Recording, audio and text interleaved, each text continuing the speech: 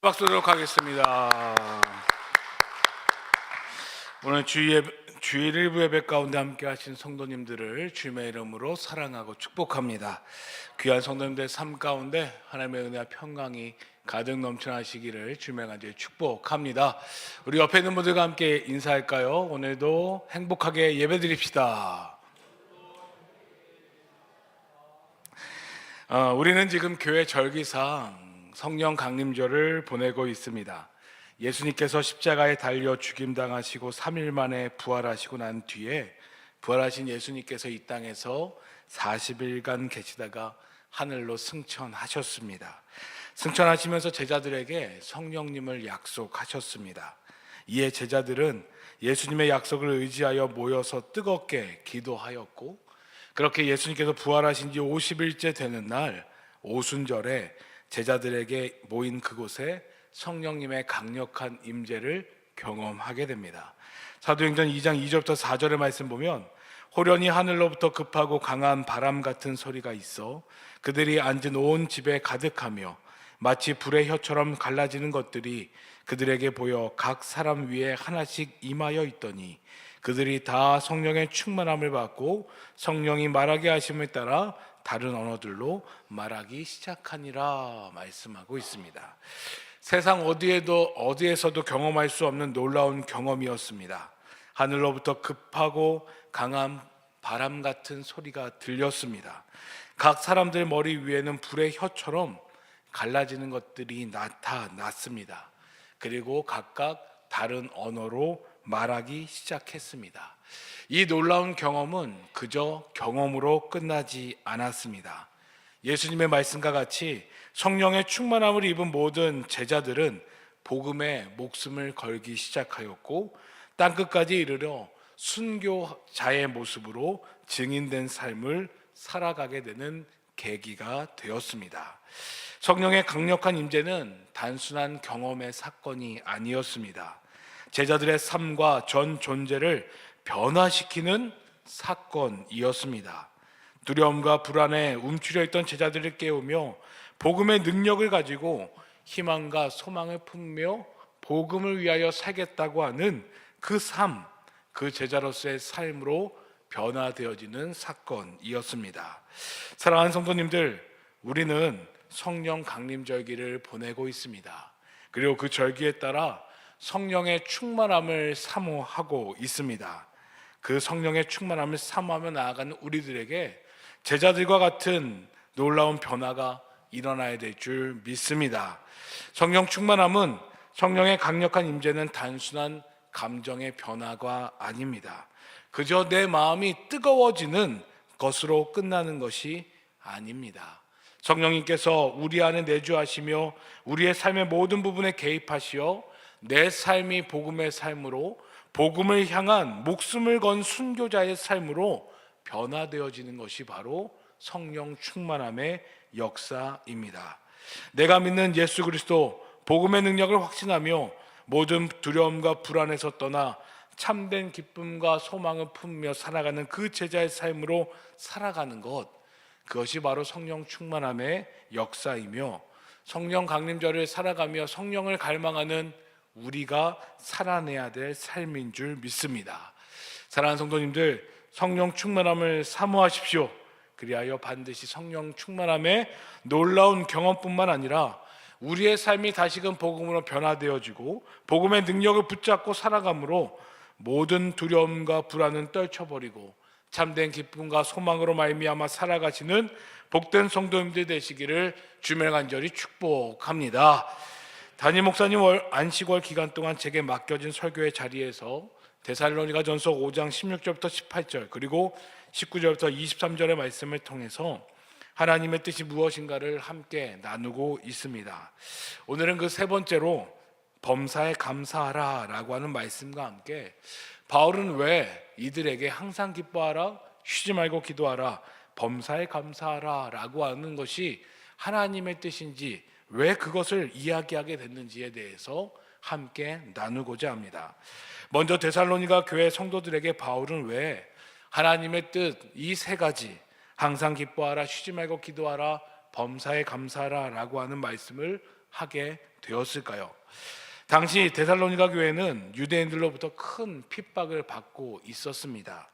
그럼에도 불구하고 유대인들의 큰 핍박 속에서도 핍박을 이겨내며 믿음을 지키며 교회를 세워갔던 사람들이 바로 데살로니가 교회 성도들입니다.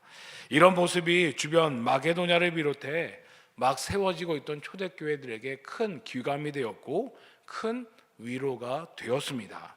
그런데 데살로니가 교회는 외부에 문제가 있는 것이 아니라 내부에 문제가 있었습니다. 방금 말씀드렸던 것처럼 예수님께서 부활하시고 40일간 이 땅에 계시다가 하늘로 승천하셨습니다. 이때 제자들이 예수님께 묻습니다. 예수님, 이스라엘의 회복의 때는 언제입니까? 라고 묻습니다. 그러자 예수님께서는 그때와 시기는 아버지께서 자기의 권한에 두셨다라고 말씀하시면서 하늘로 승천하셨습니다. 이것은 예수님의 재림의 때를 말씀하신 것으로 다시 오시어 이스라엘을 회복하실 것이다 라고 약속하셨지만 그때가 언제인지는 구체적으로 말씀하지 않으셨습니다. 이를 두고 초대교회 내에서는 의견이 분분했습니다. 예수님의 재림의 때가 곧 임박할 것이다 라고 하는 의견과 또 예수님의 재림의 때가 곧 임박하지 않을 수 있다라고 하는 의견으로 나누어진 상태였습니다. 그리고 당시 데살로니가 교회 안에는 예수님의 재림이 곧 임박할 것이다 라고 하는 의견이 주된 의견이 되었습니다. 그런데 문제는 예수님의 재림이 곧 임박할 것이다 라고 하는 생각들 때문에 데살로니가 교회 성도들이 하던 모든 일을 다 그만두기 시작한 것입니다. 그리고 본인들이 책임져야 될 사회적 책임, 가정에 대한 책임, 모든 책임을 회피하기 시작했습니다. 예수님 곧 오실 텐데 일을 해서 무엇하나?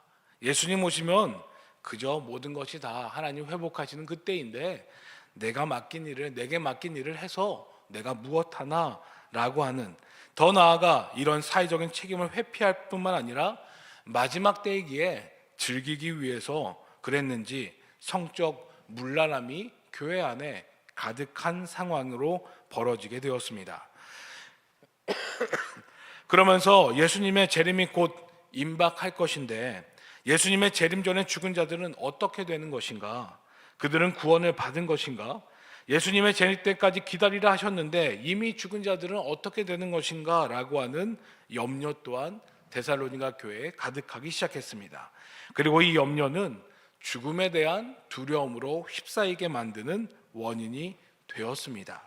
상황이 이렇게 되다 보니 복음을 전한 바울에 대해서 그의 사도적인 권위에 대해서 의심하기 시작했습니다.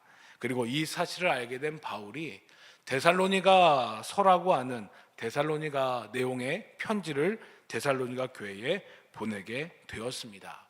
먼저 바울은 자신이 전한 복음과 그에 따른 수고로 하나님을 기쁘시게 하기 위한 것으로 하나님의 복음을 온전히 전하였다라고 그들에게 고백합니다.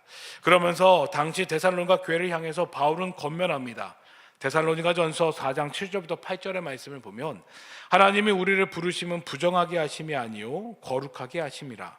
그러므로 저버리는 자는 사람을 저버림이 아니요 너희에게 그의 성령을 주신 하나님을 저버림이니라 라고 전합니다. 바울은 데살로니가 교회를 하나님께서 부르신 그 목적은, 하나님의 목적은 바로 거룩함으로 하나님의 때, 즉 예수님 다시 오신 그때를 준비하기 위함이다 라고 권면합니다. 바울은 그러면서 분명히 말합니다. 주의 날이 밤에 도둑같이 이를 것이라. 평안하다 안전하다 할 그때에 임신한 여인에게 해산의 때가 갑자기 찾아오는 것 같이 예수님의 재림의 때가 갑자기 찾아올 것이다. 그러니 너희는 다른 이들과 같이 자지 말고 오직 깨어 있음으로 말미암아 거룩함으로 예수님의 재림의 때를 준비하라라고 말씀하고 있습니다. 그래서 데살로니가전서 5장 4절부터 6절의 말씀을 보면 형제들아 너희는 어둠에 있지 아니하매 그날이 도둑같이 너희에게 임하지 못하리니 너희는 다 빛의 아들들이요 낮의 아들이라. 우리가 밤이나 어둠에 속하지 아니하나니 그러므로 우리는 다른 이들과 같이 자지 말고 오직 깨어 정신을 차릴지라 라고 그들에게 권면하고 있습니다. 바울은 예수님의 재림을 기다리는 데살로니가 성도들에게 재림의 신앙을 가지고 깨어 기도하라, 깨어 하나님 앞에 거룩함으로 살아가라. 예수님이 언제 오실지 정확히 알 수 없으니, 그때와 그 시기가 하나님께 정해져 있으니 너희는 그때가 언제 올까 염려하고 걱정하지 말고 주어진 자리에서 최선을 다해 거룩함으로 살아내라 라고 바울이 권면하고 있는 것입니다. 그러면서 그 구체적인 모습에 대해서 말씀하고 있고, 그 모습이 바로 우리가 잘 알고 있는 오늘 읽은 본문인 데살로니가전서 5장 16절부터 18절의 말씀입니다. 항상 기뻐하라, 쉬지 말고 기도하라, 범사에 감사하라. 바울은 데살로니가 성도들에게 경거망동하지 말 것을 분명하게 권면합니다. 그러면서 빛의 자녀답게 살아야 된다. 예수님 다시 오실 그때까지 거룩함으로 살아야 된다. 그리고 그 구체적인 모습은 항상 기뻐하는 것이고 쉬지 말고 기도하는 것이며 범사에 감사하는 것이다 라고 우리들에게 전하고 있는 것입니다. 사랑하는 성도님들, 우리도 지금 예수님의 다시 오심, 재림의 때를 기다리며 살아가고 있습니다.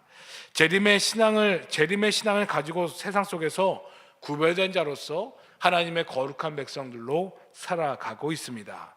그리고 그 구별된 모습을 바울은 무엇이라 이야기합니까?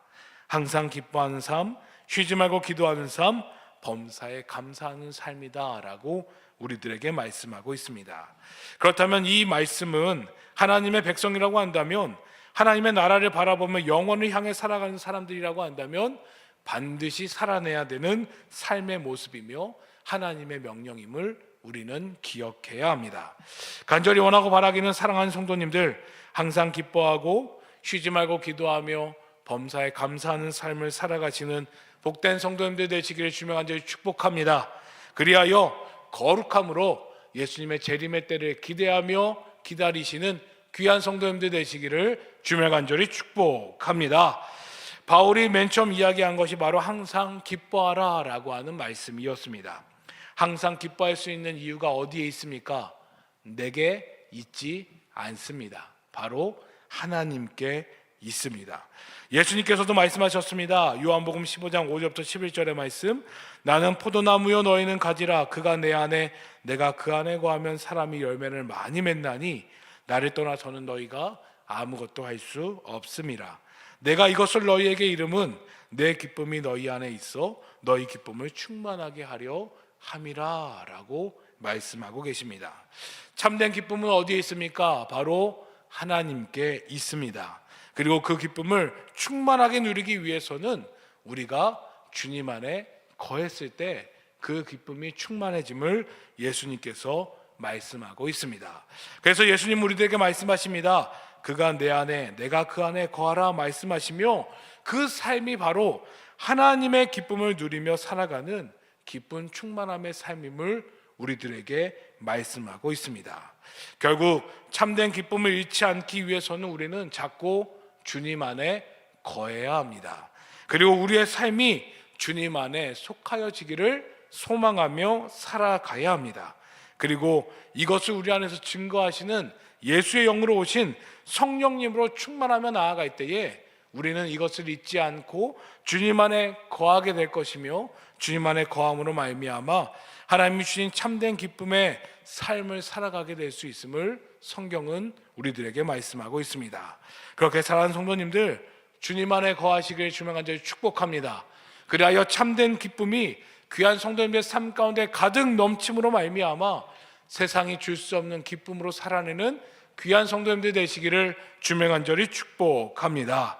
그리고 두 번째로 이야기합니다. 쉬지 말고 기도하라 라고 우리들에게 말씀합니다. 쉬지 말고 기도하라고 하는 말씀이 무엇입니까?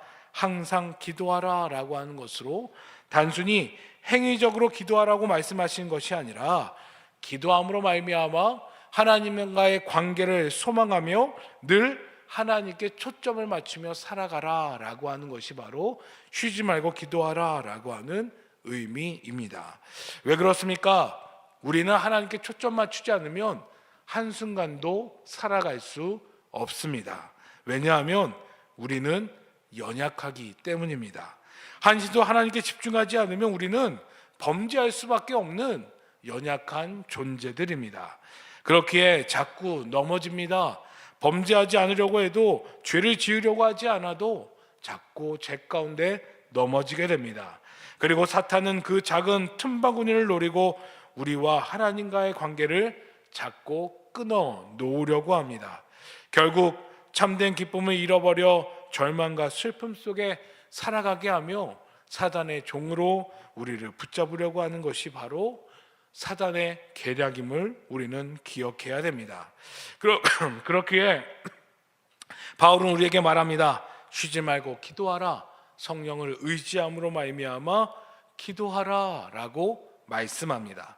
로마서 8장 26절부터 28절의 말씀을 보면 이와 같이 성령도 우리의 연약함을 도우시나니 우리는 마땅히 기도할 바를 알지 못하나 오직 성령이 말할 수 없는 탄식으로 우리를 위하여 친히 간구하시느니라. 마음을 살피시는 이가 성령의 생각을 아시나니 이는 성령이 하나님의 뜻대로 성도를 위하여 간구하심이니라. 우리가 알거니와 우리를 사랑하는 자 곧 그의 뜻대로 부르심을 입은 자들에게는 모든 것이 합력하여 선을 이루느니라 라고 말씀합니다. 쉬지 말고 늘 성령님께 간구하며 내 초점을 하나님께 맞추며 나아갈 때에 우리는 연약하여 넘어지지 않고 조금의 틈도 사단에게 내어주지 않으며 오직 하나님의 역사하심 가운데 살아갈 수 있음을 우리들에게 말씀하고 있는 것입니다. 그렇게 사랑하는 성도님들, 성령 충만함으로 성령님을 의지함으로 쉬지 말고 기도하시는 복된 성도님들 되시기를 주며 간절히 축복합니다. 그리하여 내 삶의 모든 초점이 하나님께 맞춰짐으로 말미암아 하나님께서 내 삶을 다스려 주시고 인도하여 주시며 가장 귀하고 선한 것으로 채우시는 복된 은혜를 누리시기를 주며 간절히 축복합니다. 그리고 마지막으로 바울은 이야기합니다. 범사에 감사하라 라고 말씀하고 있습니다. 앞에 화면은 준비되지 않았지만 우리 성도님들 다 외우신 줄 알고 우리 데살로니가전서 5장 18절의 말씀 함께 외워보도록 하겠습니다. 시작! 범사에 감사하라. 아멘. 바울은 세 번째로 하나님의 뜻이자 명령으로 범사에 감사하라 라고 우리들에게 말씀하고 있습니다. 범사에 감사하라고 하는 말씀을 원어적으로 살펴보면 범사에 감사하라, 엔 판티 유카리스테이테라는 헬라어 문장으로 구성되어져 있는 문장입니다. 감사라고 하는 것은 명령어 유카리스테이테로서 하나님께 대한 감사를 나타낼 때 사용하는 단어입니다. 그렇기에 감사하라고 하는 것은 너 감사해 볼래? 라고 이야기하는 것이 아니라 하나님에 대해서 무조건 감사하라 라고 하는 명령이 담겨져 있습니다. 또한 범사에라는 엠판티라고 하는 말은 모든 일에 어떤 환경에서라도 라고 하는 의미가 담겨져 있습니다. 따라서 범사에 감사라고 하는 말 엔판티 유카리스테이테라고 하는 말씀의 그 뜻을 해석해 보면 모든 일에 어떤 환경에 어떤 상황을 만나도 무조건 하나님께 감사하라 라고 하는 명령의 말씀이 바로 범사에 감사하라 라고 하는 말씀입니다. 사랑하는 성도님들, 범사에 감사하시길 주며 간절히 축복합니다. 모든 일, 어떤 상황을 만났다 할지라도 하나님께 무조건 감사하며 나아가시는 복된 성도님들 되시기를 주며 간절히 축복합니다. 이 말씀을 준비하면서 어떤 상황을 만나도 어떤 환경을 만나도 어떻게 하나님께 무조건 감사할 수 있을까라고 하는 질문이 제 안에 생겼습니다. 그러면서 범사에 감사합니다, 범사에 감사라고 하는 말씀을 수없이 묵상하면서 제 마음에 그런 마음이 들었고 의미를 깨닫게 되었습니다. 범사에 하나님께 감사할 수 있는 것, 무조건 감사할 수 있는 것, 그 이유는 무엇이냐? 바로 하나님의 하나님 되심에 대해서 인정하며 나아갈 때 우리는 범사에 하나님을 감사할 수 있음을 깨닫게 되었습니다. 하나님이 내 삶의 하나님 되어주시고 나의 하나님 되어주심을 말미암아 내 삶의 모든 것을 지키시고 보호하시며 인도하신다고 하는 것을 인정한다고 한다면 우리는 범사에 감사할 수 있는 삶을 살아갈 수 있음을 성경은 말씀하고 있는 것입니다. 잠언 3장 5절부터 6절은 말합니다. 너는 마음을 다하고 여호와를 신뢰하고 내 명철을 의지하지 말라. 너는 범사의 그를 인정하라. 그리하면 내 길을 지도하시리라. 아멘. 저희 집에는 딸이 하나 있습니다. 오로지라고 하는 딸이 있습니다. 저희 로지는 늘 아빠를 찾습니다. 어디에서나 아빠, 저기에서도 아빠, 여기서도 아빠. 언제 어디서든 무엇을 하든지 아빠가 있든지 없든지 무조건 아빠를 찾습니다. 특히 아빠와 함께 있을 때는 아빠를 더 많이 찾습니다.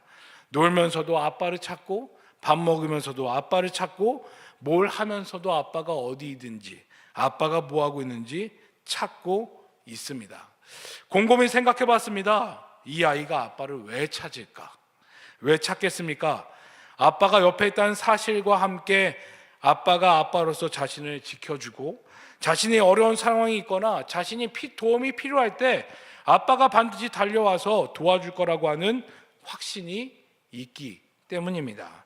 이 확신은 옆집 아저씨가 아니라 아빠, 진짜 아빠가 도와줄 거다라고 하는 확신이 있기 때문입니다. 그러니 제 딸에게는 아빠와 함께하는 것이 너무나도 즐겁다고 이야기합니다. 제가 혹여나 의자에 앉아서 졸기라도 하면 와서 아빠 일어나세요. 어서 일어나세요. 아빠 수없이 불러댑니다. 어떤 놀이를 하든지 심지어 자기가 할 수 없는 놀이를 해도 결코 염려하지 않습니다. 왜냐하면 아빠가 옆에 있으니까. 아빠가 옆에서 그 손을 잡아주고 아빠가 그를 지켜주고 아빠가 도와줄 것을 확신하기 때문입니다. 육신의 아버지도 이러한데 나의 아버지 나의 하나님은 어떠시겠습니까? 늘 우리 가운데 계시며 우리를 지키시고 보호하시는 분이 바로 우리의 하나님, 나의 하나님이십니다. 그래서 이사야 43장 1절부터 2절은 말합니다. 야곱아 너를 창조하신 여호와께서 지금 말씀하시느니라. 이스라엘아 너를 지으신 이가 말씀하시느니라. 너는 두려워하지 말라. 내가 너를 구속하였고 내가 너를 지명하여 불렀나니 너는 내 것이라. 내가 물 가운데로 지날 때에 내가 너와 함께 할 것이라. 강을 건널 때에 물이 너를 침몰하지 못할 것이며 내가 불 가운데로 지날 때에 타지도 아니할 것이요 불꽃이 너를 사르지도 못하리라. 하나님은 지금도 우리의 삶을 지키고 계십니다. 나를 지명하여 부르시어 하나님의 것으로 삼으시사 우리들의 삶의 모든 순간을 하나님께서 함께 하시며 지키시고 보호하고 계십니다. 이 놀라운 하나님의 은혜 생각해 볼 때 우리가 받을 만한 조건이나 있습니까? 우리에게 당연한 것이 하나도 없습니다. 우리가 무엇이길래, 내가 얼마나 대단한 사람이길래 하나님은 우리를 지명하여 부르시고 우리를 지키시고 보호하고 계십니까? 우리에게 무슨 선한 것이나 있습니까? 우리가 하나님 보시기에 기쁘실 만한 것들이 우리 안에 있습니까? 심지어 우리는 구원받을 자격도 없는 사람들이었습니다. 그럼에도 하나님께서는 나의 하나님이 되어주셨습니다. 나의 하나님이 되어주시겠다 말씀하셨습니다. 그리고 아무것도 아닌 나를 어제도 오늘도 내일도 지금까지 지내온 모든 시간도 앞으로 다가올 모든 시간도 그 가운데 우리와 함께 하시며 살아 역사하시는 분이 바로 하나님이십니다. 그리고 우리는 이 놀라운 은혜 속에서 하루하루 살아가고 있습니다. 그래서 우리는 찬양했습니다. 내가 누려왔던 모든 것들이, 내가 지나왔던 모든 시간이, 내가 걸어왔던 모든 순간이 당연한 것이 아니라 은혜였소. 아침 해가 뜨고 저녁 노을, 봄의 꽃향기와 가을의 열매, 변하는 계절 모든 순간이 당연한 것이 아니라 은혜였소. 모든 것이 은혜, 은혜, 은혜, 한없는 은혜. 내 삶에 당연한 것 하나도 없었던 것은 모든 것이 다 하나님의 은혜였소. 이 찬양의 고백과 같이 우리의 모든 것이 다 하나님의 은혜였습니다. 내 삶에 당연한 것은 아무것도 없습니다. 하나님이 나의 하나님 되어주심으로 말미암아 나와 함께 하셨기에 내게 주어진 하나님의 한없는 은혜였습니다. 그렇기에 그 은혜를 받은 우리가 하나님을 인정하며 살아가는 것, 하나님이 나의 하나님 되어주심을 말미암아 내 삶의 주인 되어주시고 나의 하나님이심을 인정하며 살아가는 것, 그것은 어찌 보면 우리에게 당연한 삶일지 모르겠습니다. 사탄은 이런 우리들의 감사를 막아서려고 합니다. 하나님의 하나님 되심을 인정하지 못하게 우리를 방해하려 합니다. 사탄은 늘 우리에게 속삭입니다. 하나님 계시니? 상황과 환경을 봐봐. 힘들고 어렵잖아. 하나님 역사하시지 않는 것 같잖아. 현실과 상황, 무슨 소망이 있니? 소망을 포기하고 그저 주어진 삶 속에서 그저 하루하루 버티면서 그저 하루하루 그렇게 즐기면서 살아라고 우리들에게 속삭이고 있습니다. 그러면서 말하지요. 하나님이 계시다면 과연 내게 이런 일이 일어날 수 있겠니? 그리고 하나님 어디 계신지 보이기나 하니? 라고 사단은 우리에게 미혹합니다. 하지만 우리의 인생은 알고 있습니다. 지금까지 걸어온 인생의 삶은 알고 있습니다. 비록 그러한 시간들을 보낸 것 같이 느껴진다 할지라도, 하나님이 어디 계셨나 라고 하는 생각이 든다 할지라도, 뒤 돌아보았을 때 내가 살아온 모든 삶 가운데 하나님은 하나님으로 계셨고 하나님은 나의 하나님이 되어주셔서 내 삶의 놀라운 역사로 내 상황과 환경을 넘어서서 역사하셨던 분이 바로 하나님이심을 우리는 삶으로 경험하고 있습니다. 그렇게 사랑하는 성도님들, 우리는 범사에 감사해야 될 줄 믿습니다. 범사에 하나님을 인정해야 될 줄 믿습니다.